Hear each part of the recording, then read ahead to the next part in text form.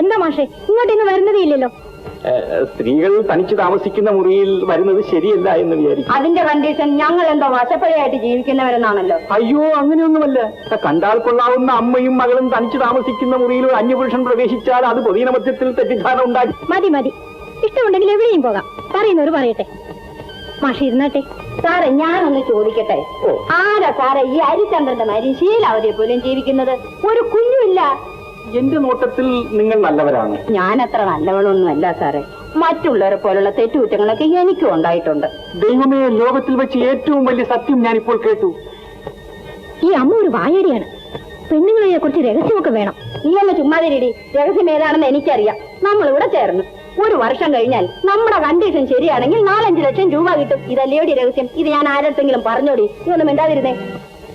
എനിക്ക് ഒരു കാലം വരും, ഒരു വർഷം ഒന്ന് കഴിഞ്ഞോട്ടെ, ഒരു 4-5 ലക്ഷം രൂപ ഇവിടുന്ന് കിട്ടും.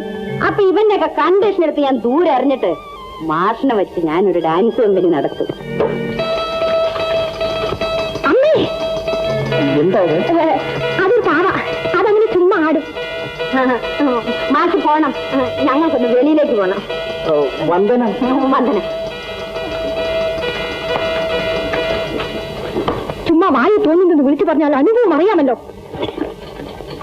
സാറ് സിനിമാ രംഗത്തേക്ക് വരാനുണ്ടായ സാഹചര്യത്തെ പറ്റി ഒന്ന് പറയാമോ?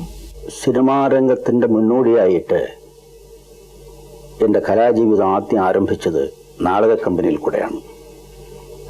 1947 ഇന്നത്തെ ഗാനഗന്ധർവനായ യേശുദാസിന്റെ അച്ഛൻ അഗസ്റ്റിൻ ജോസഫുമായി ഓച്ചിറപ്പറബ്രഹ്മോദ നടനസഭയിൽ ഞാനും ഒരംഗമായി കേരളത്തിൽ പല പ്രസിദ്ധ നാടകങ്ങൾ നടത്തിയിട്ടുണ്ട്. അന്നത്തെ നാടകത്തിലെ ഏറ്റവും പാവങ്ങൾ, വേലക്കാരൻ ഏറ്റവും പോപ്പുലറായിട്ടുള്ള നാടകങ്ങളാണ്. അവിടെ വെച്ചാണ് എനിക്കൊരു നല്ല ഫാനെ കിട്ടിയത്. സെന്റ് ബർഗൻസ് കോളേജ് ചങ്ങനാശ്ശേരിയിൽ പഠിച്ചിരുന്ന അടുത്ത കാലത്ത് പ്രേം നസീർ അറിയപ്പെട്ട പ്രഗത്ഭ നടൻ എൻ്റെ ഫാനായിരുന്നു. അവിടെ 7-8 നാടകങ്ങൾ അവിടെ നടത്തി. ഈ 8 നാടകങ്ങളിലും അദ്ദേഹം പങ്കെടുക്കുകയുണ്ടായി. ഇങ്ങനെ ഈ ഒരു നാടകം തിരുവനന്തപുരത്ത് നടത്തുമ്പോൾ അന്നത്തെ തിരുവനന്തപുരത്തെ ഒരു പ്രശസ്തനായ മേയർ സുബ്രഹ്മണ്യവും നാടകം കാണാൻ വരികയുണ്ടായി. അതിനുശേഷം 1951 അദ്ദേഹം സ്റ്റുഡിയോ തുടങ്ങിയപ്പോൾ ഞാൻ അദ്ദേഹത്തിനൊരു ലെറ്റർ എഴുതി. ഇതുമാതിരി എനിക്ക് താങ്കളുടെ സിനിമയിൽ അഭിനയിക്കണമെന്ന് ആഗ്രഹമുണ്ട്. 3-4 ദിവസത്തിനകം എനിക്ക് മറുപടി കിട്ടി. ഉടനെ അവിടെ എത്തണം. അദ്ദേഹത്തിൻ്റെ ആത്മസഖി എന്ന പടത്തിൽ, സത്യൻ ഹീറോ ആയിട്ട് അഭിനയിക്കുന്ന ആ പടത്തിൽ എന്നെ സഹനടനായിട്ട് ഞാൻ നിങ്ങളെ തിരഞ്ഞെടുത്തിരിക്കുകയാണെന്നുള്ള സന്തോഷ വാർത്ത എനിക്ക് അദ്ദേഹം നൽകുകയുണ്ടായി. അങ്ങനെ ഒരു നടനായിട്ടാണ് ആദ്യമേ ഞാൻ ഈ സിനിമാ ലോകത്ത് വന്നത്, കാലുകുത്തിയത്. സിനിമാ നിർമ്മാണ രംഗത്തേക്ക് വരാനുണ്ടായ സാഹചര്യത്തെ പറ്റി ഒന്ന് പറയാമോ? ഈ നടൻ എന്നുള്ള നിലയിൽ എനിക്ക് 1000 പ്രതീക്ഷകളായിരുന്നു, സ്വപ്നങ്ങളായിരുന്നു. ഞാനൊരു വലിയ നടനാകും എന്നൊക്കെ പറഞ്ഞു. പക്ഷേ 1-2 പടം അഭിനയിച്ചു കഴിഞ്ഞപ്പോൾ എനിക്കൊന്ന് തോന്നി, ഒരു നടൻ എന്ന നിലയിൽ ഞാനൊരു ഫെയിലിയറാണ്. ഞാൻ സുബ്രഹ്മണ്യം മുതലാളി എന്ന് അദ്ദേഹത്തെ വിളിക്കൂ. പറഞ്ഞു, എനിക്ക് നടനാകണ്ട. എന്തുകൊണ്ടാണ്? ഇല്ല, നടൻ ഞാനൊരു ഫെയിലിയറാണ്. ഇന്ന് നിങ്ങൾ 2-3 പടത്തിൽ അഭിനയിക്കൂ. വേണ്ട, മുതലാളിയുടെ പണം എൻ്റെ മുകളിൽ ഒരു ആക്ടർ എന്നുള്ള തലത്തിൽ എക്സ്പെരിമെന്റ് ചെയ്യണ്ട. ഞാൻ ഇപ്പോൾ ആദ്യത്തെ സ്ക്രിപ്റ്റ് ഞാൻ അദ്ദേഹത്തിന് എഴുതി. എന്നാൽ ഞാൻ കഥ എഴുതി, സംഭാഷണം എഴുതി, ഞാൻ അതൊന്ന് ട്രൈ ചെയ്ത് നോക്കാം എന്ന് പറഞ്ഞ് ആ സ്റ്റുഡിയോയിൽ തന്നെ അദ്ദേഹത്തിൻ്റെ കൂടെ കഥാ സെക്ഷനിലേക്ക് കൂടി 4-5 കഥകൾ എഴുതി. കഥയൊക്കെ അവകാശി, ആത്മസഖി ഇതൊക്കെ സക്സസ് ആയി. അതിനുശേഷം ഞാൻ മദ്രാസിലെത്തി. മദ്രാസിലും ഒരു സിനിമാ നിർമ്മാണത്തിന് വേണ്ടിയാണ് വന്നത്. അതിലൊരു സംഭാഷണം എഴുതാനും സ്ക്രീൻ പ്ലേ എഴുതാനുമായിട്ടാണ് വന്നത്. അങ്ങനെ ആദ്യം ഫ്രണ്ട് രാമസ്വാമി എന്ന ഒരു സുഹൃത്തുമായിട്ട് ഇടപെട്ടിട്ട് ഞങ്ങൾ ആദ്യം ഒരു തമിഴ് പടം എടുത്തു, തങ്കം മനസ്സ് തങ്കം എന്ന് പറഞ്ഞു. അത് 1958 അതിൽ പ്രേം നസീർ ഹീറോ. അങ്ങനെ ഞാൻ പ്രതീക്ഷിക്കാതെ ഒരു ചിത്ര നിർമ്മാതാവായി.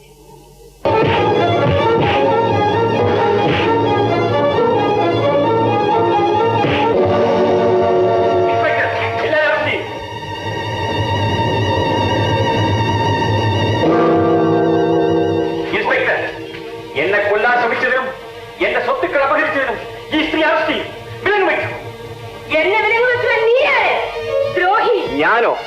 ഈ കുടുംബത്തിന്റെ ഏകാവകാശി ബാബു അല്ല, നീ കള്ളൻ, വഞ്ചകൻ, ഈ സ്വത്ത് മുഴുവൻ അപഹരിക്കാൻ വേഷം മാറി വന്നിരിക്കുന്ന ഘാതകൻ.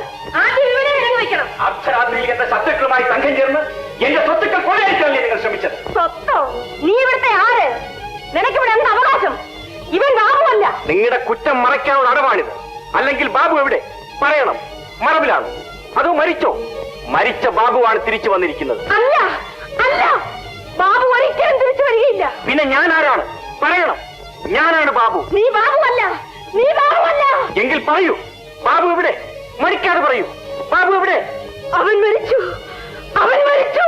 ഞാൻ അവനെ കൊന്നത്.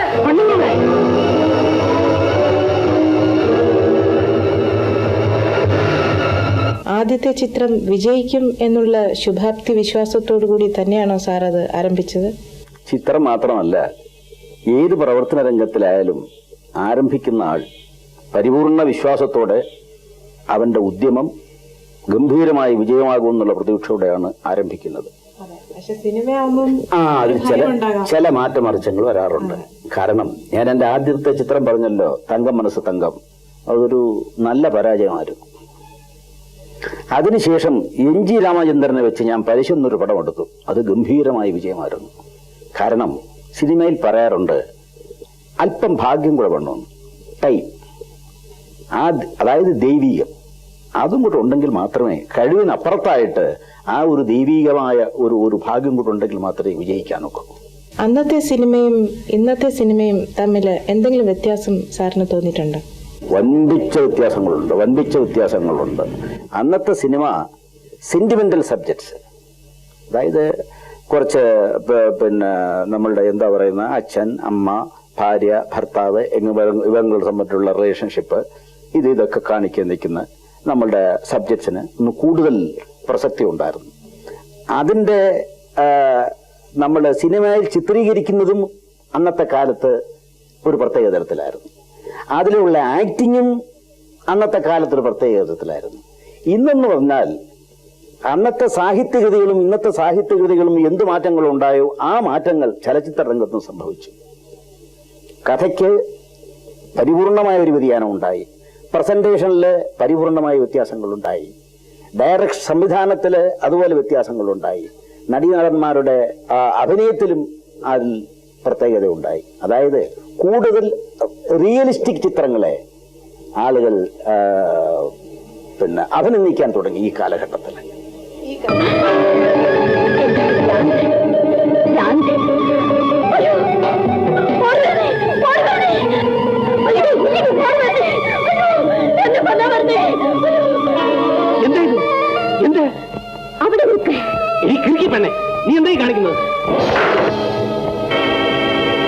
ഒരടി മുമ്പോട്ട് വച്ചാൽ ഇത് കണ്ടോ? എനിക്ക് ഭ്രാന്താണല്ലേ? എടാ ദ്രോഹി! മോളെ, എന്നെ കൊല്ല്, നിന്റെ കൈ കൊണ്ട് അച്ഛനെ തന്നെ കൊല്ല്. എന്തിനാണ് അച്ഛ എന്നെ ഇങ്ങനെ തീയിലിട്ട് നീറ്റുന്നത്? ഇങ്ങനെ കണ്ണീര് കുടിപ്പിക്കാൻ ഞാൻ അച്ഛനോട് ഒരു തെറ്റും ചെയ്തിട്ടില്ലല്ലോ.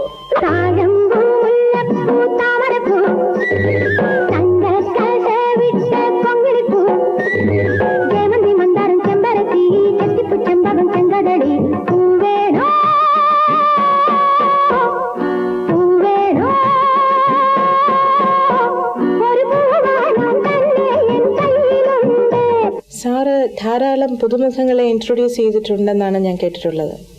സാധാരണ സിനിമകളിൽ പുതുമുഖങ്ങളെ ഇൻട്രൊഡ്യൂസ് ചെയ്യാൻ പലരും മടിക്കും. പക്ഷെ സാറിന് ആ ധൈര്യം എങ്ങനെ ഉണ്ടായി?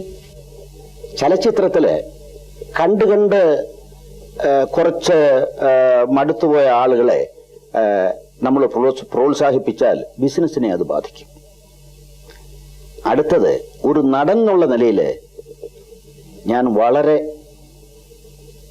പ്രതീക്ഷകളോടെ വന്നിട്ട് അത് മുരടിച്ചു പോയി. അതുകൊണ്ട് കഴിവുള്ള നടീനടന്മാരെ മുന്നോട്ട് കൊണ്ടുവരേണ്ടത് എൻ്റെ ഒരു കടമയെന്നുകൂടെ ഞാൻ ചിന്തിച്ചു. സാറ് കൊമേഴ്ഷ്യൽ പടങ്ങളാണല്ലോ സാധാരണ എടുത്തിട്ടുള്ളത്. എന്താണ് ആർട്ട് ഫിലിമിലേക്ക് സാറ് പോകാത്തത്? സിനിമ എന്ന് പറയുന്നത് ആളുകൾ എല്ലാവരും പുച്ഛിക്കാറുണ്ട് കച്ചവടം. സിനിമ ഇൻഡസ്ട്രിയാ. ഇൻഡസ്ട്രി എന്നുള്ളതിൻ്റെ അർത്ഥം എന്താ? വ്യവസായം. കലാമൂല്യമുള്ള ഇപ്പൊ സാഹിത്യ സൃഷ്ടികൾക്ക് എന്റർടൈൻമെന്റ് ടാക്സോ മറ്റേ ടാക്സോ മറിച്ച ടാക്സോ ഒന്നുമില്ലല്ലോ. സിനിമയ്ക്ക് എന്തെല്ലാം ടാക്സസ് ഉണ്ട്. ഗവൺമെന്റും അംഗീകരിച്ചിട്ടുണ്ട് ഇതൊരു വിൽപ്പനയാണെന്ന്. ജനങ്ങൾക്ക് ഇഷ്ടപ്പെടുന്ന പടമായിരിക്കണം. ഇതിന് ഒരു വാക്ക് കൊടുത്തിരിക്കുകയാണ് കമേഴ്സ്യൽ പടം. ആക്ച്വലി കമേഴ്സ്യൽ ചിത്രം എന്ന് വെച്ചാൽ ലോകത്തൊട്ടുക്ക് കമേഴ്സ്യൽ ചിത്രമാണ് പ്രചാരത്തിലിരിക്കുന്ന കാലം. അതിന്റെ പേരിൽ 24 പടം ഞാൻ നിർമ്മിച്ചു. 22 പടവും ഹിറ്റായി. അതിൽ 18 പടത്തിൽ പ്രേം നസീർ ഒരാൾ ഹീറോ ആണ്. ഈ ഹിറ്റായ പല പടങ്ങളും തമിഴ്, തെലുങ്ക്, കന്നഡം ഹിന്ദി ഈ തരത്തിൽ വരികയും ഉണ്ടായി. പക്ഷെ അന്നത്തെ കമേഴ്സ്യൽ ആറ്റിറ്റ്യൂഡും ഇന്നത്തെ കമേഴ്സ്യൽ ആറ്റിറ്റ്യൂഡും വ്യത്യാസമുണ്ട്. അതാണ് ഞാൻ പറഞ്ഞത്, അന്നത്തെ ഫിലിം നിർമ്മാണവും ഇന്നത്തെ നിർമ്മാണവും. ഇന്ന് കുറെ കൂടെ ക്ലാസിക് പിക്ചേഴ്സ് മലയാളത്തിൽ ഇഷ്ടപ്പെടുന്ന തരത്തിലുള്ള പ്രേക്ഷകരും അത് പ്രൊഡ്യൂസ് ചെയ്യാനുള്ള ആളുകളും വന്നിട്ടുണ്ട്. ഇത് 5 ലക്ഷമുണ്ട്. ബാക്കി പണം ലോറി അവിടെ വരുമ്പോ കൊടുത്തയക്കാം. ഓക്കെ.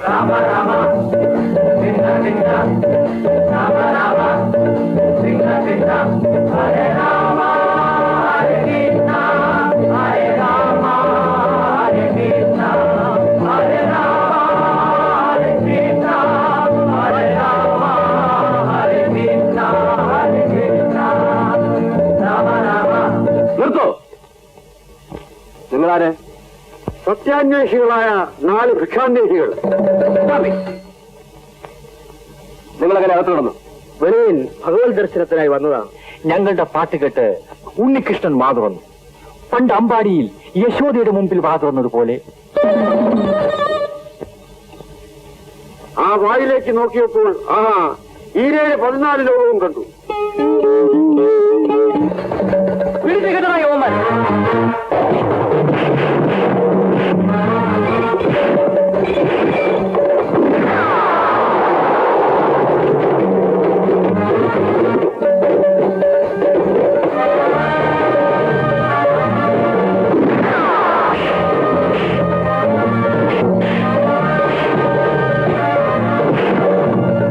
മലയാള സിനിമയില് തിരക്കഥയ്ക്ക് എത്രത്തോളം പ്രാധാന്യമാണ് കൊടുക്കാറുള്ളത്?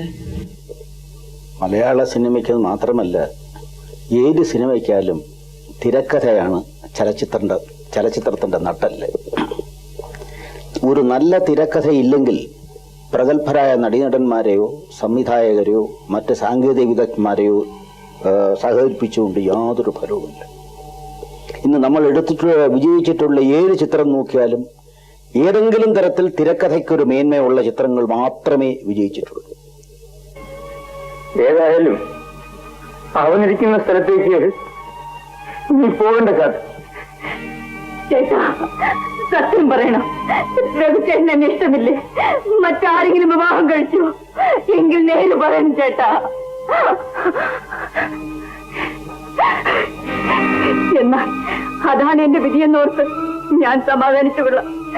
പക്ഷെ എന്റെ കുഞ്ഞിനെ രഘുചേട്ടൻ ഒരു പ്രാവശ്യമെങ്കിലും കാണാൻ അനുവദിക്കണം ചേട്ടാ. രഘു നിന്നെ ഒരിക്കലും വഞ്ചിക്കുന്നവനല്ല. അനിയത്തി, നീ പോയി വിശ്രമിക്കും.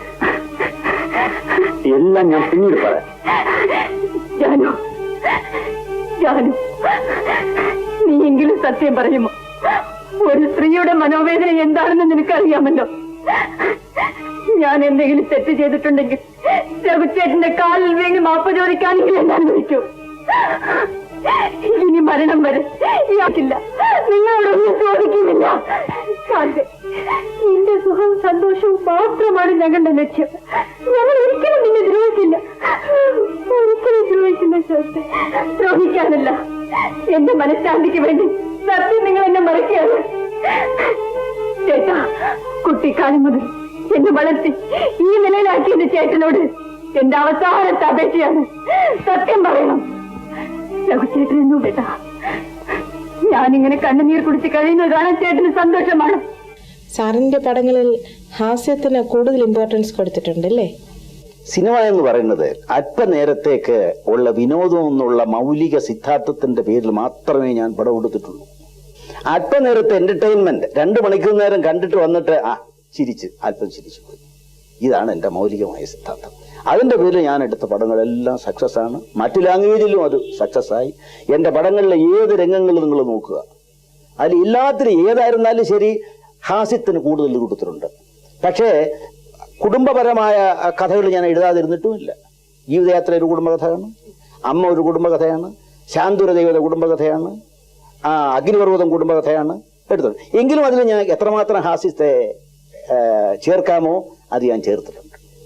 ജീവിതത്തിൽ മറക്കാനാവാത്ത എന്തെങ്കിലും സംഭവങ്ങളെ കുറിച്ച് പറയാം. മനോഹരമായ 2 സംഭവങ്ങളുണ്ട്. ഒന്ന് 1963 ബാംബെ ഷൺമുഖാനന്ദ ഹാളിൽ ബാംബെയിലെ പ്രഗത്ഭരായ നിർമ്മാതാക്കളും സംവിധായകരും നടീനാഥന്മാരും നിറഞ്ഞിരിക്കുന്ന ഹാളിൽ വെച്ച് പ്രഗത്ഭനായ ദിലീപ് കുമാറിൽ നിന്ന് രാഖി എന്ന ചിത്രത്തിന്റെ ബെസ്റ്റ് സ്റ്റോറി അവാർഡ് ഞാൻ വാങ്ങിക്കുമ്പോൾ ആ കഥയിലെ ഹീറോ ആയ അശോക് കുമാർ എഴുന്നേറ്റ് വന്ന് എന്നെ കെട്ടിപ്പിടിച്ച് കൺഗ്രാറ്റുലേറ്റ് ചെയ്ത ആ നിമിഷം എനിക്കൊരു കാലവും മറക്കാനൊക്കില്ല. അതിനുശേഷം ആൾ ഇന്ത്യ ഫിലിം ഇൻഡസ്ട്രിയുടെ പ്ലാറ്റിനം ജൂബിലി മദ്രാസിൽ വെച്ച് യൂണിവേഴ്സിറ്റി സ്റ്റേഡിയത്തിൽ വെച്ച് രാഷ്ട്രപതി ആർ വെങ്കട്ടരാമന്റെ അധ്യക്ഷതയിൽ കൂടിയ ആ സദസ്സിൽ വെച്ച് അവാർഡ് വാങ്ങിച്ച ആ സന്ദർഭത്തിൽ എനിക്കുണ്ടായ സന്തോഷവും ചാരിതാർത്ഥ്യവും പറഞ്ഞറിയിക്കാനൊക്കില്ല. ഈ 2 സംഭവങ്ങൾ ജീവിതത്തിൽ എനിക്കെന്നും ഓർക്കാനുള്ളതാണ്. മീനാക്ഷി, എന്താ ഡാഡി? എന്റെ കോട്ട് കാണുന്നില്ല മോളെ. ഈ കിടക്കുന്നത് പിന്നെന്താ?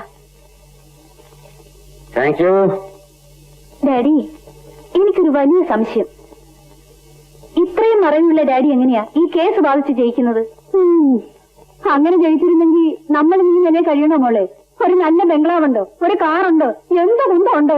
ഏതായാലും അവസാനം പറഞ്ഞതില്ല. ഉള്ളത് കൊണ്ട് സന്തോഷമായി കഴിയണം. അതുകൊണ്ടാണ് അമ്മേ ഭാരത സ്ത്രീകൾ തൻ ഭാവശുദ്ധി എന്ന് വള്ളത്തോൾ പറഞ്ഞിരിക്കുന്നത്. നിങ്ങൾ ഇരിക്കുന്നുണ്ടോ? ഉത്തരവ്. ഞാൻ പ്രതിഭാഗം, കമലമ്മ വാദിഭാഗം. എന്നിട്ട് കമലമ്മ തോറ്റു. കേസ് വിധി പറഞ്ഞ ശേഷം കമലമ്മ എന്നെ ഒരു നോട്ട മീനാക്ഷി. പ്രേമാഭിഷേക സിനിമയില് ശ്രീദേവി കമൽഹാസനെ നോക്കൂ. എന്റെ സപ്തനാടുകളും തടന്നു പോയില്ലേ? അയ്യോ, ഇടിയും മഴ. ശോഭ ഇതുവരെ എത്തിയില്ലല്ലോ. നീ പേടിക്കാതെ, രഘു കൂടെയില്ലേ? അവനൊറ്റയ്ക്ക് വിട്ടിട്ട് വരുമോ? പിന്നെ വിവാഹപ്രായമായ പെണ്ണ, അവനെ നിർത്തേണ്ട നിലയ്ക്ക് നിർത്തണം. സാറ് KP കൊട്ടാരക്കര എന്നാണല്ലോ അറിയപ്പെടുന്നത്.